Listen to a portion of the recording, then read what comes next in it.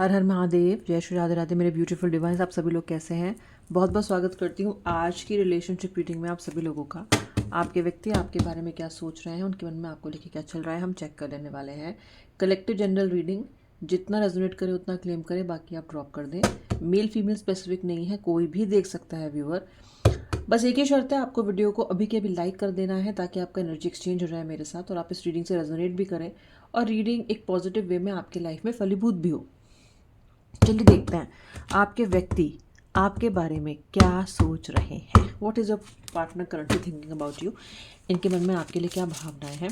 Tarot cards का बहुत खूबसूरत इस्तेमाल करने वाली हूँ, एंड तक रीडिंग देखना, ओके। और बहुत ही पॉजिटिव फ्रेम ऑफ माइंड से देखना। अपने व्यूअर का अपने पार्टनर का नाम मन में 3 बार ले लीजिए व्यूअर, और उनका हंसता मुस्कुराता चेहरा याद कर लीजिए। स्टार्ट करते हैं। ओके, द फर्स्ट कार्ड जिससे ओपनिंग हो रही है आज वो है the night of pentacles. Okay, पहले कुछ कार्ड्स निकाल लेती हूँ, एटलीस्ट फर्स्ट लाइन कवर कर लेती हूँ, उसके बाद आपको राशियाँ बताऊंगी। The star, okay, Shri Radhe Shri Radhe. Page of rods यानी कि page of wands. Rods and wands is the same thing. Oh my God, ouch card आ चुका है which is the 10 of swords. Strength, okay, king of swords. Okay, सबसे पहले तो हम देख लेते हैं कि यहाँ पे राशियाँ कौन सी दिखाई दे रही हैं मुझे। एयर साइंस यानी कि जमिनाई, लिब्रा, एक्वेरियस, मिथुन, तुला, कुंभ, वर्गो, कन्या, लियो यानी कि सिंह राशि, टॉरस यानी कि वृषभ राशि, पाइसेस यानी कि मीन, कैंसर, कर्क एंड स्कॉर्पियो भी दिखाई दे रही है विच इज़ वृश्चिक राशि।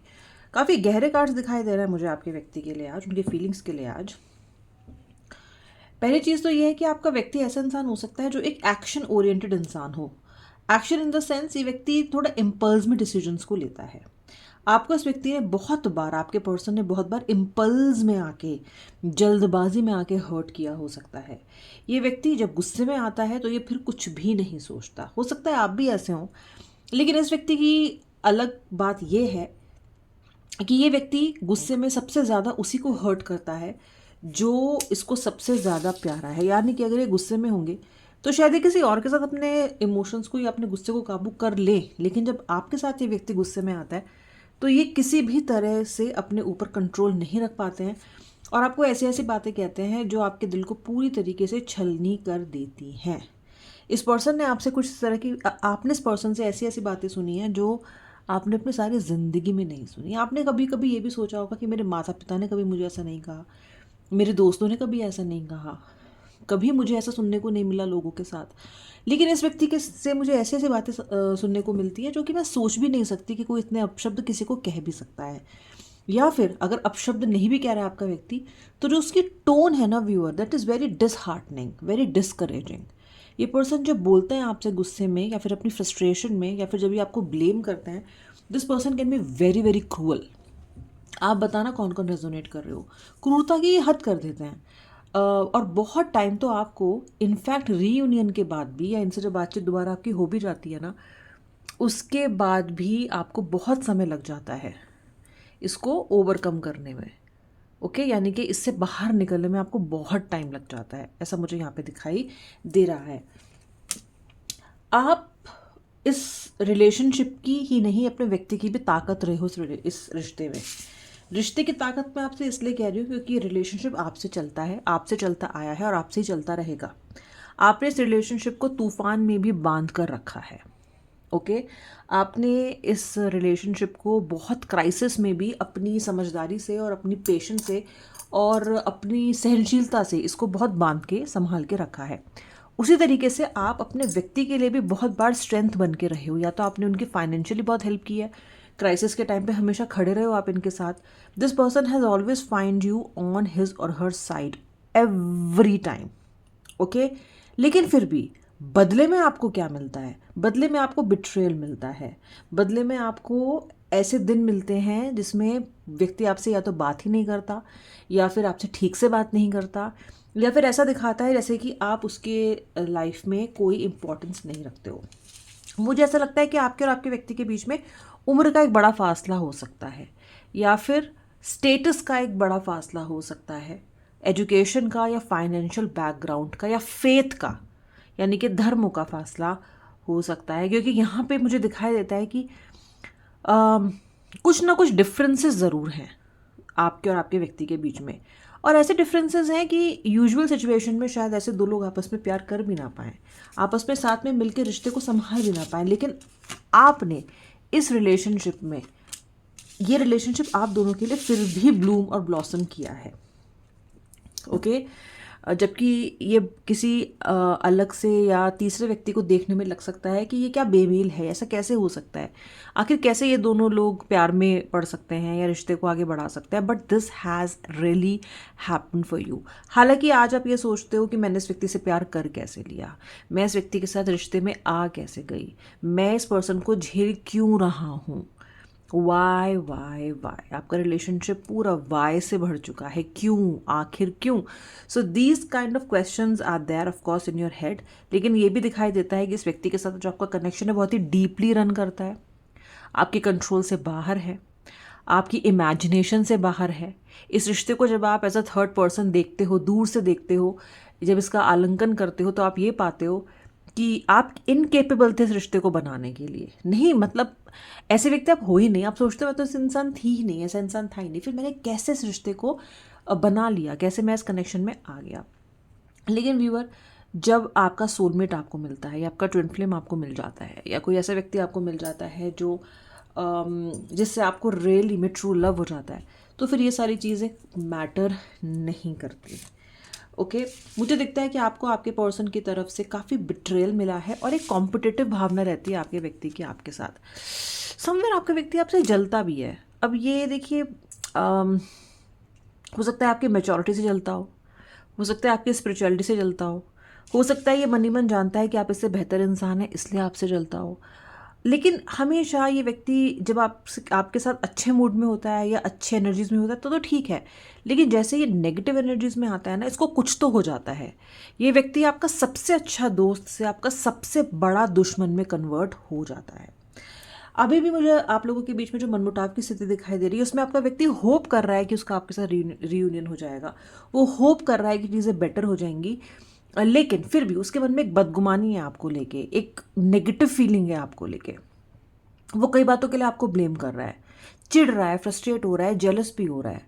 वो इस बात से भी जेलस है कि आखिर आप उसके बिना काम कैसे चला रहे हो, आखिर आप इस व्यक्ति से बात करे बिना रह कैसे रहे हो। सबसे बड़ी बात जिससे आपका व्यक्ति जलता है आपसे, देखो लिटरली जलन का ही कार्ड है, ये जेलसी का ही कार्ड है, वो है आपकी मेच्योरिटी। क्योंकि आपकी जो बातें होती हैं वो सही होती हैं, आपकी जो बातें होती हैं वो टू द पॉइंट होती हैं। और इस व्यक्ति को घुमा फिरा के बातें करने की आदत है। आप सिचुएशन को हेड ऑन फेस करते हो, अगर कोई प्रॉब्लम है तो बोलते हो कि आओ भाई बैठें और बात करें। आपका व्यक्ति वहीं दूसरी तरफ भाग जाता है, एस्केप करता है, नज़रें चुराता है, बहुत समय तक आपका फ़ोन नहीं उठाएगा। जब तक आप उस सवाल को पूछना नहीं बंद कर दोगे, आपको घोस्ट करके रखेगा या आपको ब्लॉक करके रखेगा। तो ये जो आप दोनों के बीच की अप्रोच है ना, इस डिफरेंस को आपका व्यक्ति भली भांति समझता है और जानता है। क्योंकि वो आपके जैसा बन नहीं सकता, क्योंकि वो आपके जैसा हो नहीं सकता या सकती, वो व्यक्ति आपको पुश करता है पीछे की तरफ, या आपको आपके अंदर कॉन्फिडेंस को कम करता है, या आपको ऐसी बातें कहता है जो आपके कॉन्फिडेंस को तोड़े। ओके इसका जो सोर्स है वो कहीं ना कहीं जलन है आपसे, इस सिचुएशन का।